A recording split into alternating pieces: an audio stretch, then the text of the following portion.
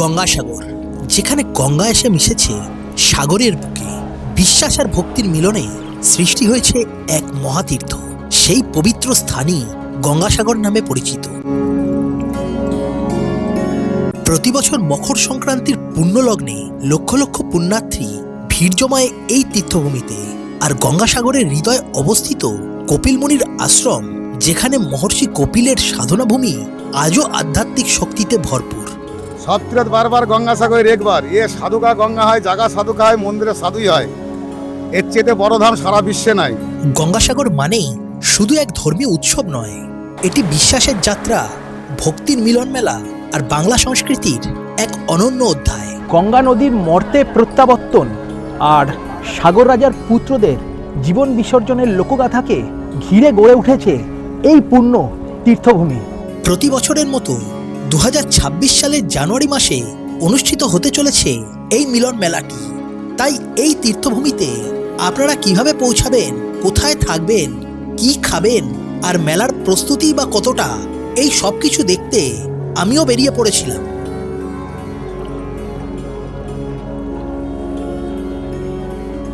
নমস্কার, আমি সুমন। আরও একটা নতুন পর্বে আপনাদের প্রত্যেককে স্বাগত। কথায় আছে সব তীর্থ বারবার, কিন্তু গঙ্গাসাগর একবার।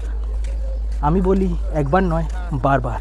আর সেই উদ্দেশ্যে আজকে আমি রওনা দিচ্ছি গঙ্গাসাগরে।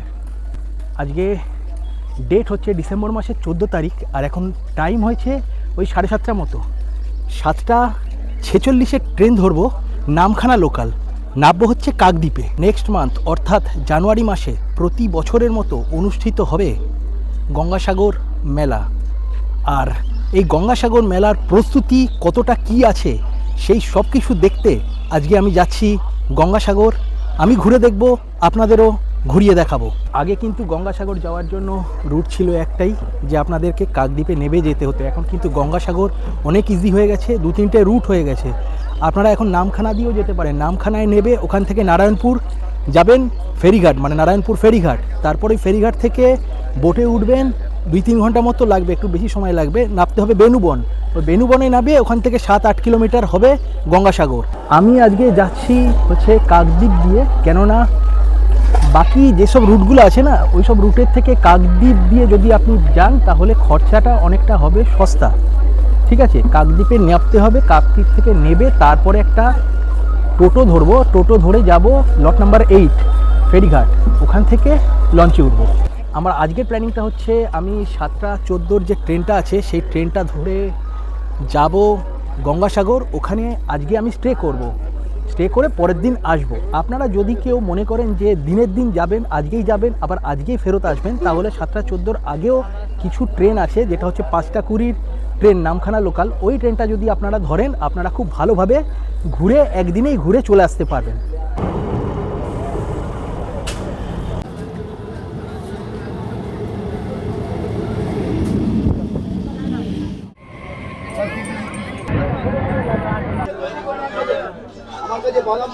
টাইম এখন 9টা বাজে, পৌঁছে গেলাম লক্ষ্মীকান্তপুর স্টেশনে। এখানে এখন ট্রেনটা 20 মিনিট মতো হোল্ড দেবে, তারপর এখান থেকে আস্তে আস্তে নামখানার দিকে এগিয়ে যাবে। আপনারা যদি শিয়ালদা থেকে আর নামখানা পর্যন্ত ট্রেন সার্চ করেন তাহলে কিন্তু দেখতে পাবেন না। যদি লক্ষ্মীকান্তপুর পর্যন্ত সার্চ করেন তাহলেই দেখতে পাবেন। তারপরে লক্ষ্মীকান্তপুর থেকে যদি নামখানা পর্যন্ত সার্চ করেন তাহলে দেখতে পাবেন। তার কারণ হচ্ছে এই ট্রেনগুলো যে ট্রেনগুলো নামখানা পর্যন্ত যায় না, সেই ট্রেনগুলো একমাত্র লক্ষ্মীকান্তপুরে এসেই প্লেট চেঞ্জ করে, মানে নাম্বার প্লেট চেঞ্জ করে নামখানার দিকে এগিয়ে যায়। তো এই সব কিছু করতে ট্রেনটার মোটামুটি 20 মিনিট মতো সময় লাগে। তো 20 মিনিট এখানে হল্ট থাকবে। আর সকালবেলা যদি আপনারা আসেন এই সব জায়গা থেকে, এই 20 মিনিটের মধ্যে আপনারা চা বা ব্রেকফাস্ট খেয়ে নিতে পারেন। ব্রেকফাস্টের মধ্যে এখানে তেমন কিছু নেই, ওই পেটাই পরোটা, যেটাকে ছেঁড়া পরোটা বলে, এটাই পাওয়া যায়। ফেলে দেবেন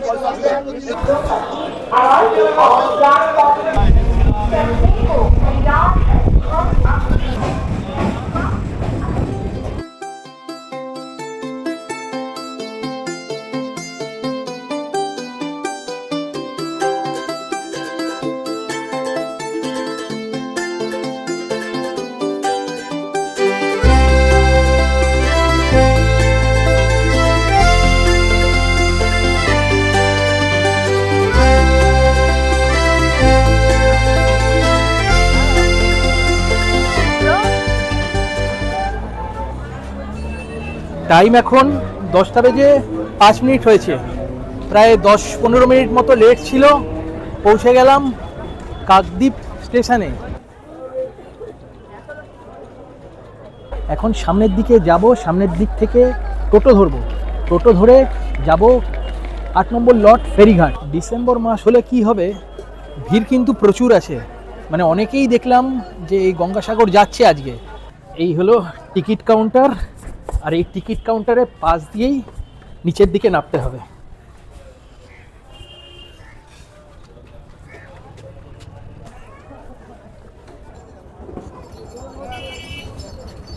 এই হলো স্টেশন চত্বর, আর এই স্টেশন চত্বর থেকে যখনই আপনি বাইরের দিকে বেরোবেন তখনই আপনি পেয়ে যাবেন টোটোর স্ট্যান্ড। এখান থেকেই সমস্ত টোটো ছাড়ে লট নম্বর 8 যে ফেরিঘাট, সেই ফেরিঘাটের উদ্দেশ্যে। আর আরেকটা কথা আমি আপনাদের একটুখানি জানিয়ে দিই, ট্রেনে করে যদি আপনারা কাকদ্বীপ পর্যন্ত আসেন শিয়ালদা থেকে, তাহলে ভাড়া পড়বে কিন্তু 25 টাকা।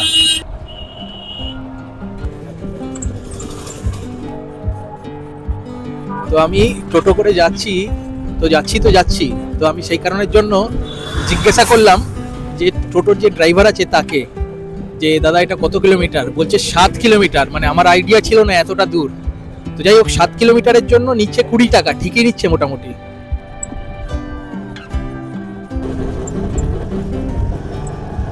সময় এখন 10টা বেজে 55 মিনিট। পৌঁছে গেলাম 8 নম্বর লট ফেরিঘাটের সামনে। এখান থেকে এবার টিকিট কাটবো, টিকিট কেটে যাব কচুবেড়িয়া। আচ্ছা, এখান থেকে শুনলাম যে ভেসেল বন্ধ আছে, এখন 1:30টার সময় ছাড়বে। তো এখন ট্রলার যাচ্ছে, ট্রলারে করে যেতে হবে। ট্রলারে কিন্তু একটু ভাড়াটা বেশি, 40 টাকা করে নেবে। আর ভেসেলে যদি আপনারা যান তাহলে ওই 10 টাকার মধ্যে ভাড়া থাকে টিকিট।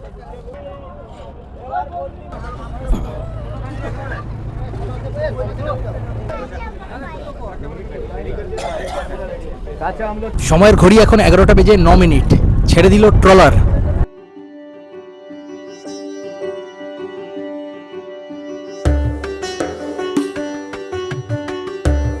তো আমি পাশের এই দাদার সঙ্গে কথা বলছিলাম, একটুখানি সাগরের ব্যাপারে একটুখানি জানার চেষ্টা করছিলাম।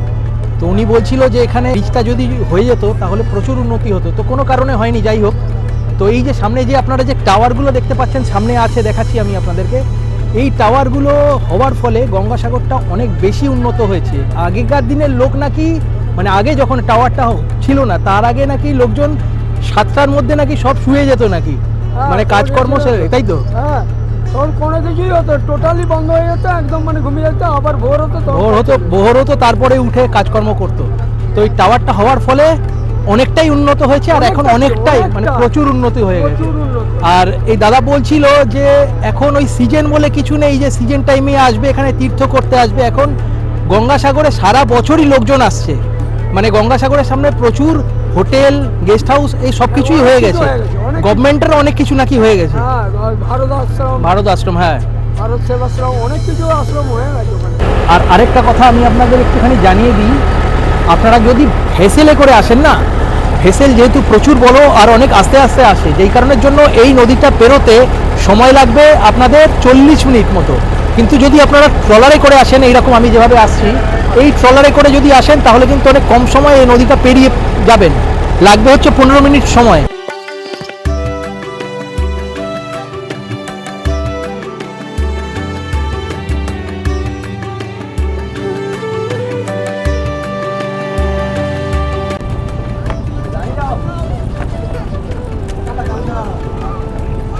টাইম হয়েছে এখন 11টা বেজে 27 মিনিট। পৌঁছে গেলাম এপারে, এপারে মানে সাগরদ্বীপে পৌঁছে গেলাম। এই জায়গাটা হচ্ছে কচুবেড়িয়া। কাকদ্বীপ থেকে এলাম বলে এই নদীটা খুব অল্প সময়ের মধ্যেই পেরিয়ে চলে এলাম। আপনারা যদি নামখানা থেকে আসেন তাহলে কিন্তু এই যে নদীটা আছে, এই নদীটা পেরোতে সময় লাগবে প্রায় 1-1.5 ঘন্টা বা 2 ঘন্টার মতো নদী পেরোতে হবে। আবার আরেকটা কথা আমি আপনাদেরকে একটু জানিয়ে রাখি, আপনারা যদি জলপথে জার্নি করেন, জলপথে যদি এই সাগরদ্বীপে আসেন তাহলে আপনাদের মিলেনিয়াম পার্ক থেকে সকাল 7:30টার সময় একটা ক্রুজ ছাড়ে। ওই ক্রুজে করেও আপনারা 3 ঘন্টা 3.5 ঘন্টা মতো সময় নেয়, খুব অনায়াসেই চলে আসতে পারবেন এই সাগরদ্বীপে। এই হলো ঘাট। আমি ওখানটা থেকে আসলাম, আসার পরেই দেখতে পাবেন এখানে ম্যাজিকের স্ট্যান্ড আছে, সামনে অটো আছে, অটোর স্ট্যান্ডও পেয়ে যাবেন, আর ওদিকে সামনে বাসও আছে, বাসের স্ট্যান্ডও পেয়ে যাবেন। এই হলো অটোর স্ট্যান্ড, আর সামনে একটু হেঁটে গেলে বাসের স্ট্যান্ডও পেয়ে যাবেন। ভাড়াটা তো আমি আপনাদেরকে জানিয়ে দিলাম, যদি আপনারা অটো করে যান তাহলেও 50 টাকা করে নেবে, আর যদি ম্যাজিকে ভ্যানে করে যান তাহলেও আপনাদের কাছ থেকে 50 টাকা করে নেবে। একমাত্র যদি বাসে করে যান তাহলে 40 টাকা ভাড়া।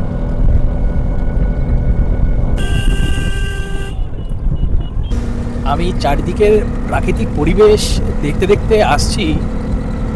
সুন্দরবনের এইসব মানে দ্বীপগুলো এখন এতটা উন্নত হয়েছে না, রাস্তাঘাট থেকে আরম্ভ করে, গাড়ি ঘোড়া থেকে আরম্ভ করে, দোকানপাট, বাজার, সব কিছু এখানে একদম মানে খুব ভালোভাবে পাওয়া যাচ্ছে।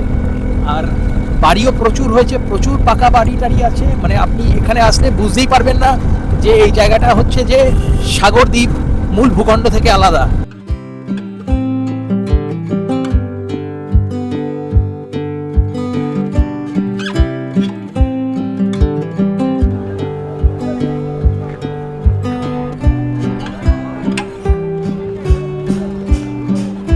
সময় 12:30 এখন, পৌঁছে গেলাম, একদম গঙ্গাসাগরে পৌঁছে গেছি, একদম বাস স্ট্যান্ডের সামনে পৌঁছে দিয়েছে। এই যে এটা হচ্ছে অটো স্ট্যান্ড, এই সাইডে আছে টোটোর স্ট্যান্ড, ওই সাইডে আছে বাস স্ট্যান্ড, মানে মেন জায়গাটা হচ্ছে এইটাই।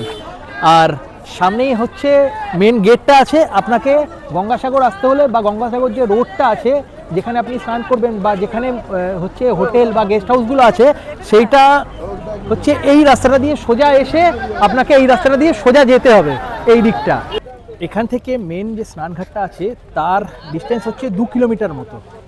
তো আপনারা এখান থেকে টোটো ধরে যেতে পারেন, ভাড়া নেবে 10 টাকা করে।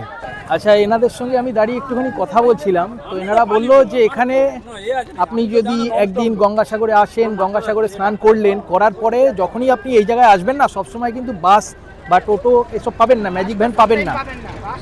অ্যাভেলেবেল কিন্তু থাকে, বলছে এই অটোই অ্যাভেলেবেল থাকে। 50 টাকার বিনিময়ে আপনি চলে যেতে পারবেন, আবার 50 টাকার বিনিময়ে আপনি আসতেও পারবেন।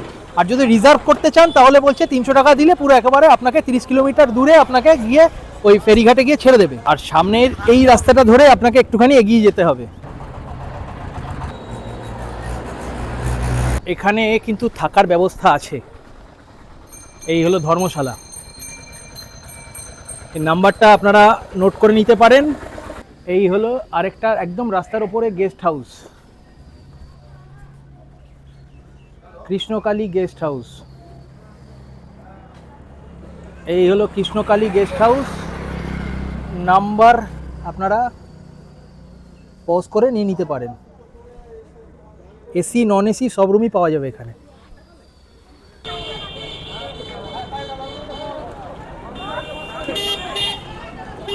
এই রোডটা দিয়ে আমি এলাম, 3-4 মিনিট হাঁটলাম, চলে এলাম এই মোড়টাতে।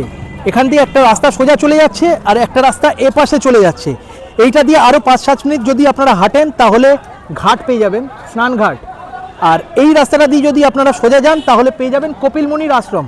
আমি এই রাস্তাটা দিয়ে সোজা যাচ্ছি কারণ এই রাস্তাটার ওপরেই আছে ভারত সেবাশ্রম, আর এই ভারত সেবাশ্রমের পাশেই আমার রুম বুক করা আছে। রুম নিয়ে আপনাদের কোথাও কোনো রকম কোনো অসুবিধা হবে না। আর এই হলো ভারত সেবাশ্রমের মেন গেট। আর এই ভারত সেবাশ্রমের মেন গেট থেকে একটুখানি এগিয়ে যাব, এগিয়ে গেলেই আমি যে রুমটা আজকে বুক করেছি সেই রুমে পৌঁছে যাব। তো এখানে খাবার দাবারও যেরকম কোনো অসুবিধা নেই, হোটেল ফোটেল প্রচুর দেখতে পাচ্ছি। এই দেখুন, যেতে যেতেই এই আরেকটা গেস্ট হাউস, নাম্বারটা আপনারা একটুখানি দেখে নিন।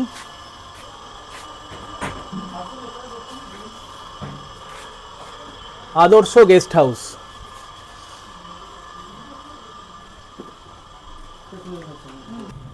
এই হলো রুমের কোয়ালিটি। বাহ, দারুণ। এটা এসি না non AC? AC non AC দুটোই। কিরকম রেট আছে একটুখানি? এখন 1000 টাকা। 1000 টাকা করে রেট আছে। রুমটা বেশ ভালো আছে। তো আমি যেহেতু আগে থেকে রুম বুক করে এসেছি সেই কারণের জন্য এই রুমটা নিলাম না। তবে রেট হচ্ছে এখন 1000 টাকা চলছে। আমি যে জায়গায় রুম নিয়েছি ওই একই রেট বলেছে, 1000 টাকা। আমি একটু বার্গেনিং করে কমিয়েছি আর কি। কল্পকুটির ফোন নাম্বারটা একটুখানি লিখে নিতে পারেন আপনারা। কারণ আজকে আমার রাতের আস্তানা হচ্ছে এই জায়গাতেই। এই রুমটা আমি নিয়েছি।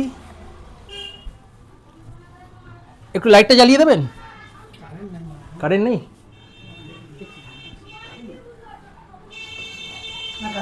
আছে,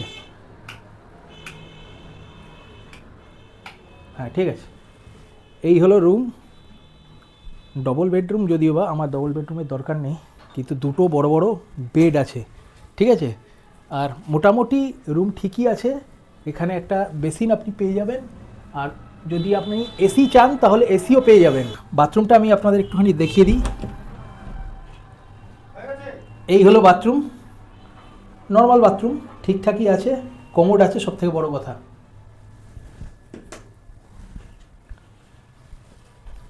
আর এখানে পাখা পেয়ে যাবেন।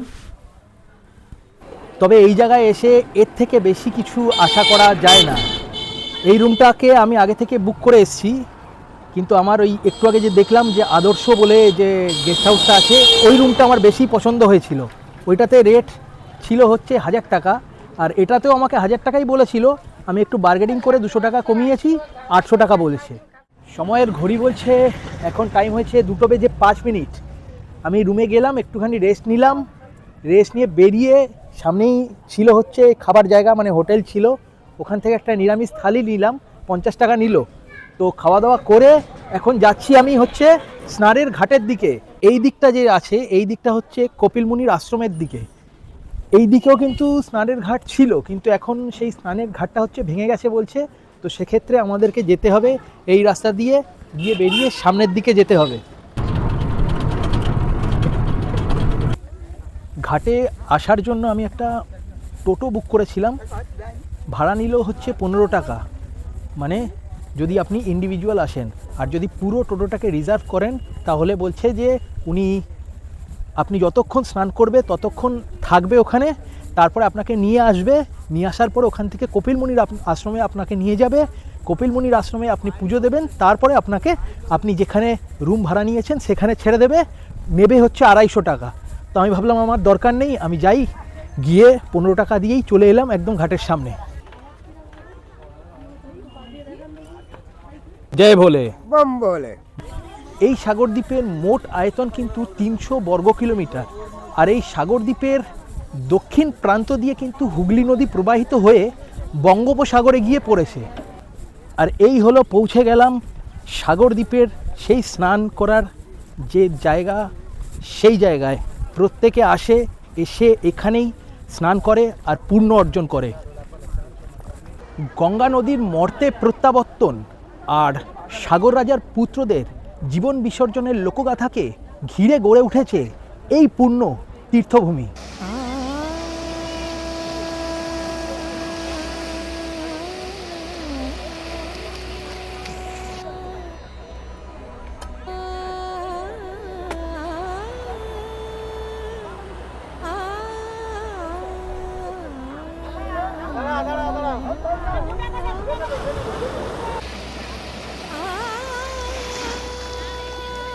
এই গঙ্গাসাগর মেলা কিন্তু দ্বিতীয় বৃহত্তম হিন্দু মেলা, কুম্ভ মেলার পরেই যার স্থান।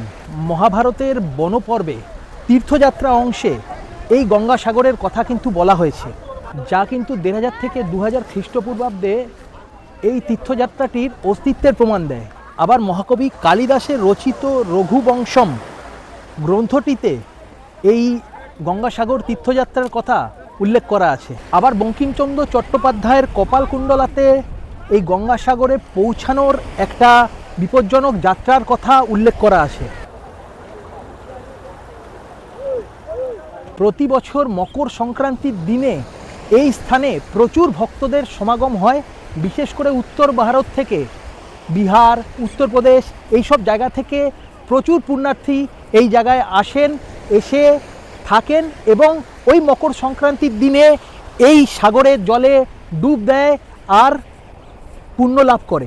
সব তীরথ বারবার গঙ্গাসাগর একবার, এ সাধুকা গঙ্গা হয়, জাগা সাধুকা হয়, মন্দিরে সাধুই হয়। এর চেয়ে বড় ধাম সারা বিশ্বে নাই। এখানেও রঘুরাজা 7000 পুত্র উদ্ধার হয়েছে গঙ্গা নিয়ে এসে, ভগীরথ গঙ্গা নিয়ে এসে উদ্ধার করেছে।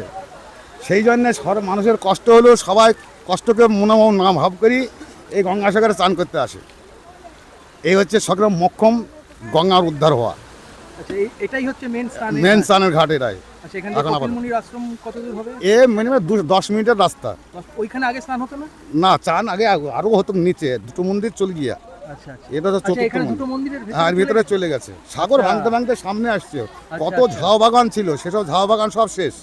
এই প্রতি বছর মাটি দিয়ে ভরাট করে এই মেলা করা হয়। আবার আচ্ছা। আষাঢ় শ্রাবণ আসে, সব মাটি ধুয়ে চলে যাবে, আবার মাটি দিয়ে পূরণ করে আবার সাগর মেলা শুরু হবে। মেন যে স্নানটা সেটা হচ্ছে মকর সংক্রান্তি। মকার সঙ্গে ভোরে থেকে সব চান করতে শুরু করবে, নর্থ বেঙ্গলেরা সব আসবে, হ্যাঁ। তারা চান তো টান আগে করে। থেকে 1 মাস ধরেই আসে। হ্যাঁ, এমনি তো 1 মাস ধরেই চলে। ওই দিকে মকানোর যোগে চান করে, ভোরে ওই যোগে নিয়ে এসে 60,000 পুত্র উদ্ধার করেছিল, ওই জন্যই ভোরবেলা থেকে চান করতে শুরু করে এরা। এই স্থানটাকে লোকে এত পবিত্র বলে কেন মনে করে, বা মকর সংক্রান্তির দিনে এখানে এসে যদি আপনি ডুবকি লাগান তাহলে কেন মোক্ষ লাভ হয় বলে লোকজন বিশ্বাস করে, তার পেছনেও একটা গল্প আছে। চলুন সেই গল্পটা শুনে নিই একবার। কিংবদন্তি অনুসারে কর্দম মুনি বিষ্ণুর সাথে একটি চুক্তি করেছিলেন, যেখানে তিনি এই শর্তে বৈবাহিক জীবনের কঠোরতা সহ্য করতে রাজি হন যে বিষ্ণু দেবতা তার পুত্ররূপে জন্মগ্রহণ করবেন। চুক্তি অনুসারে কপিল বিষ্ণুর অবতার রূপে তার পুত্র হিসাবে জন্মগ্রহণ করেন এবং একজন মহান সাধু হয়ে ওঠেন। বিশ্বাস করা হয় যে কপিলের আশ্রম এই গ্রামেই অবস্থিত।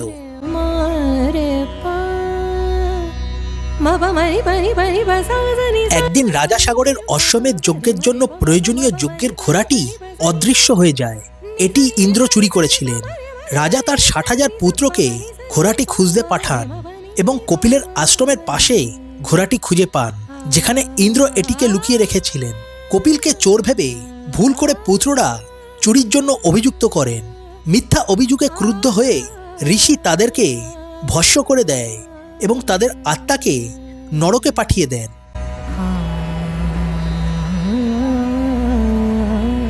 পরে রাজার পুত্রদের প্রতি করুণা করে কপিল রাজার বংশধরদের প্রার্থনায় সাড়া দেয় এবং এই শর্তে পুত্রদের পুনর্জীবিত করতে রাজি হন যে দেবীগঙ্গা পৃথিবীতে নেমে এসে সাগর রাজার পুত্রদের জন্য পবিত্র জলে ছাই মিশিয়ে তর্পণ অনুষ্ঠান করবেন। তপস্যা করে রাজা ভগীরথ শিবকে স্বর্গ থেকে গঙ্গাকে পৃথিবীতে নামিয়ে আনার আদেশ দিতে রাজি করান এবং 60,000 পুত্র মুক্তিলাভ করে স্বর্গে আরোহণ করে। কিন্তু গঙ্গা নদী পৃথিবীতেই থেকে যায়। গঙ্গার পৃথিবীতে অবতরণের তারিখটি ক্যালেন্ডারের জানুয়ারি মাসের 15 তারিখ বলে মনে করা হয়, যা মকর সংক্রান্তির উদযাপনের সাথে মিলে যায়। টাইম হয়েছে এখন 6:19।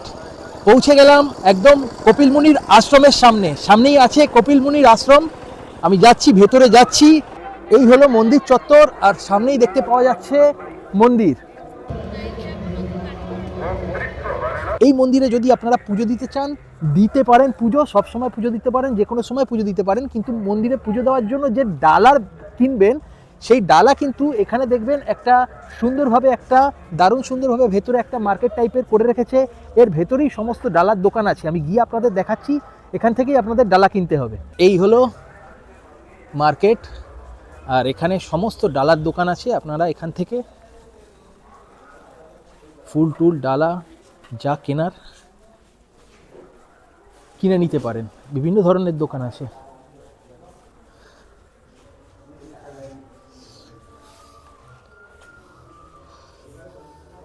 বলতে পারেন যে এটা হচ্ছে মন্দিরের সামনে একটা ছোটোখাটো মার্কেট টাইপের, আর এই মার্কেটের ভেতরেই পুজো দেওয়ার জন্য ডালা ঢালা সমস্ত কিছু পাওয়া যায়।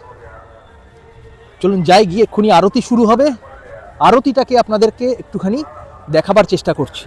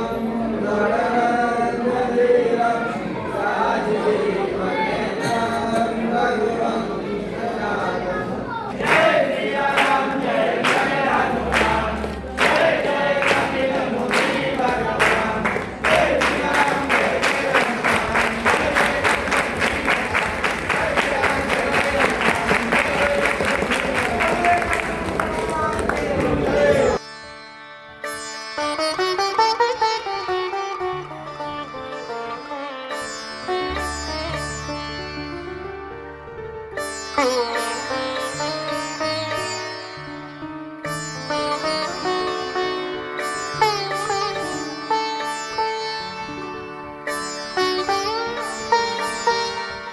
গেল আরতি। দারুণ ছিল কিন্তু আরতি। আমি আপনাদেরকে একটুখানি জানিয়ে রাখি, ভেতরে যে কপিল মুনির মাঝখানে যে মূর্তিটা দেখছিলেন, তার একদিকে আছে হচ্ছে মাতা গঙ্গা আর আরেক দিকে ছিল সাগর রাজা। আর কপিল মুনি এই স্থানেই তপস্যা করতেন। এই যে মন্দিরটা আছে না, এই মন্দিরটা একসময় অস্থায়ী মন্দির ছিল। জনশ্রুতি অনুযায়ী এই মন্দিরটা 430 খ্রিস্টাব্দে রানী সত্যভামা এই মন্দিরটাকে নির্মাণ করেছিল। সেই সময় কিন্তু বাঁশ দিয়ে নির্মাণ করেছিল। প্রায় 50-60-এর দশকে এই মন্দিরটা বিনষ্ট হয়ে যায়। তারপরে 1961 সালে আবার নতুন করে মন্দির নির্মাণ করে। সেই সময়ে 20,000 টাকা ব্যয় করা হয়েছিল। আর সেই সময়কার যে তৎকালীন যে মুখ্যমন্ত্রী ছিল বিধানচন্দ্র রায়, সেই বিধানচন্দ্র রায় এই মন্দির খরচের জন্য 11,000 টাকা দান করেছিল। সেই সময় মন্দির নির্মাণের কাজ সম্পন্ন করেছিল এস চক্রবর্তী অ্যান্ড কোম্পানি। আর এখন আপনারা যে মন্দিরটা দেখছেন, এই যে মন্দিরটা, এই মন্দিরটা কিন্তু তৈরি করা হয়েছিল 1978 সালে। এই হলো মন্দির। মন্দির কিন্তু পুরো একদম বন্ধ করে দিয়েছে। আর এই মন্দির থেকে বেরিয়েই এখানে সমস্ত নাগা সাধুরা আস্তে আস্তে জমা হতে শুরু করে দিয়েছে। আর এই হলো নাগা সাধুদের থাকার পুরো জায়গাগুলো, এদিকেও আছে, ওই সাইডেও আছে। জয় জয় শ্রী গুরু প্রেমানন্দ শ্রী সাই গৌর হরি হরি বল হরি বল হরি বল হরি বল হরি বল হরি বল হরি বল হরি বল হরি বল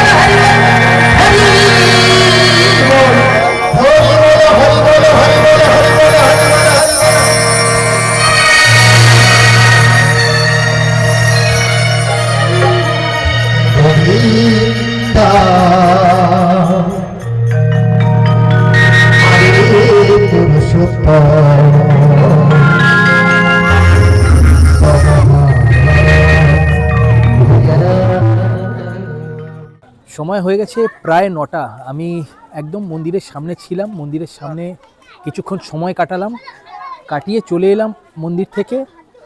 সামনেই হচ্ছে আমার হোটেল আছে। আর এই হোটেলের সামনেই আশেপাশে কিন্তু প্রচুর খাবার দাবারের হোটেল আছে, ঠিক আছে। তো আমি ভাবলাম যে এখান থেকে একেবারে খাওয়া দাওয়া করে আমি আমার রুমে ঢুকে যাব। 4টে করে রুটি দেবে আর সবজি নিয়ে নেবে হচ্ছে 40 টাকা। প্রত্যেকটা দোকানেই তাই, 4টে রুটি আর সবজি বিভিন্ন ধরনের আছে, আপনারা যেটা চান সেই সবজি পেয়ে যাবেন। নেবে হচ্ছে 40 টাকা। ওর সঙ্গে ডিমের অমলেট যদি নেন তাহলে আরও 15 টাকা অ্যাড হবে। আর আপনারা যদি এখানে এসে যদি ননভেজ খেতে চান তাও পেয়ে যাবেন, মাছও পেয়ে যাবেন আর হচ্ছে ডিমও পেয়ে যাবেন। আজকে এইটুকুনি থাকলো। দেখা হচ্ছে আপনাদের সঙ্গে আবার কালকে সকালবেলা। Good morning. গঙ্গাসাগর থেকে আরও একটা নতুন সকালে আপনাদের প্রত্যেককে স্বাগত। এখন 9টা বাজে। আমি ঘুম থেকে উঠলাম, উঠে একটুখানি বেরোলাম। বেরিয়ে আমি যাচ্ছি কপিল মুনির যে আশ্রম আছে সেই দিকে। এই চলে এলাম কপিল মুনির আশ্রমের সামনে।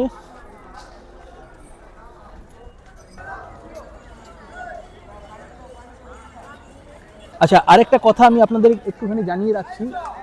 এই মন্দিরে আমরা আগের দিন সন্ধ্যা আরতি দেখেছিলাম। টাইমিংটা হচ্ছে 6:30।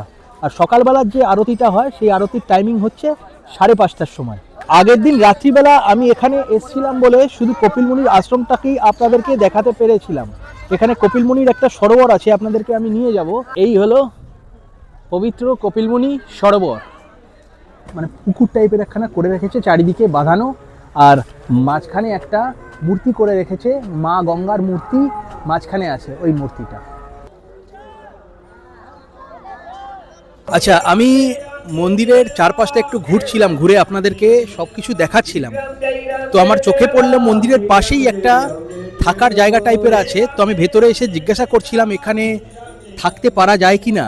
তো বললো হ্যাঁ, যিনি আছে তাদের সঙ্গে একটুখানি কথা বললাম। বললো হ্যাঁ, এখানে থাকতে পারা যায়। খুব বেশি মানে ঘর নেই, 10-15টা মতো ঘর আছে, কিন্তু আপনাদেরকে বুকিং করেই এই জায়গায় এসে থাকতে হবে।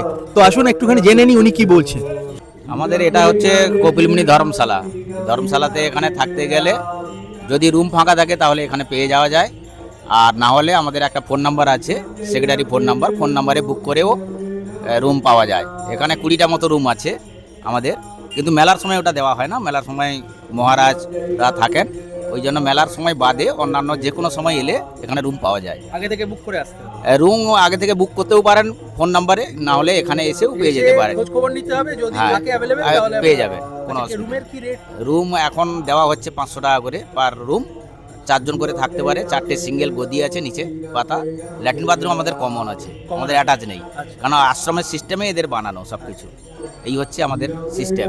আমার পেছনেই হচ্ছে মন্দির, আর মন্দির থেকে সোজা যদি চলে যান সেই হচ্ছে প্রাচীন ঘাট। তো আমি যাব প্রাচীন ঘাটের দিকে এগোচ্ছি, আর তার এপাশেই হচ্ছে দেখতে পাচ্ছি দারুণ সুন্দরভাবে একটা মূর্তি করে রেখে দিয়েছে, দারুণ দেখতে লাগছে। এই হলো সেই মূর্তি, কি দারুণ। পেছনেই মার্কেট পেয়ে যাবেন, এই মার্কেট থেকে আপনারা বিভিন্ন ডালা কিনে নিতে পারেন পুজো দেওয়ার জন্য। ওইখানে মার্কেট আছে, এটাও মার্কেট, আর পাশেও মার্কেট আছে। 1 মাস পরে জানুয়ারিতে মেলা হবে, আর এই গঙ্গাসাগরের মেলা তার প্রস্তুতি কিন্তু চরম পর্যায়ে, চারিদিকে কিন্তু কাজ হচ্ছে। এই দিকে দেখুন লাইট ঝোলানোর কাজ অলরেডি চলছে। আচ্ছা, কি কি প্রস্তুতি নেওয়া হচ্ছে? এই যে রাইস টাঙানো হচ্ছে। এটা কি? এটা রাইস 12 ভোল্ট রাইস। 12 ভোল্টের রাইস। আচ্ছা, এই লাইটিং এর কাজ তো সারা মানে পুরো গঙ্গাসাগর জুড়েই হচ্ছে। হ্যাঁ, পুরো মাসে। পুরো গঙ্গাসাগরকে পুরো রাঙিয়ে দেবে। হ্যাঁ, সামনেই দেখতে পাওয়া যাচ্ছে কপিলমুনির আশ্রম, আর আশ্রম থেকে একটুখানি হেঁটে আসলেই এই হলো ঘাট। তবে এই ঘাটে এখন আর স্নান করা যায় না। স্নান করার জন্য আপনাদেরকে আমি যে ঘাটটা দেখালাম ওই ঘাটেই সবাই স্নান করে। এই ঘাট এখন পুরো একদম সংস্কারের কাজ চলছে গভর্নমেন্টের তরফ থেকে। কাজ কিরকম চলছে বলো একটু? ভালো চলছে। কতদিন ধরে কাজ চলছে? 16-17 দিন। 16-17 দিন হয়ে গেল। সারা গঙ্গাসাগর জুড়েই কাজ হচ্ছে না? হ্যাঁ। আপনাদের হচ্ছে মেলাটা কবে আছে? 14-15 তারিখ জানুয়ারি মাসে। হ্যাঁ, জানুয়ারি তার আগে হয়ে যাবে এই সব কাজ? হ্যাঁ, তার আগে ছেড়ে দিতে হবে। তার আগে ছেড়ে দিতে হবে।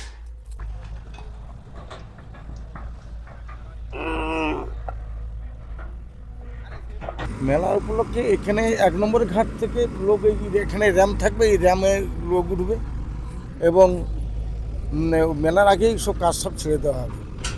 পুলিশ ব্যারাক কেন, এখানে গঙ্গা আরতি কেন, এখানে গঙ্গা আরতি হবে? ওইটাই গঙ্গা আরতি হবে।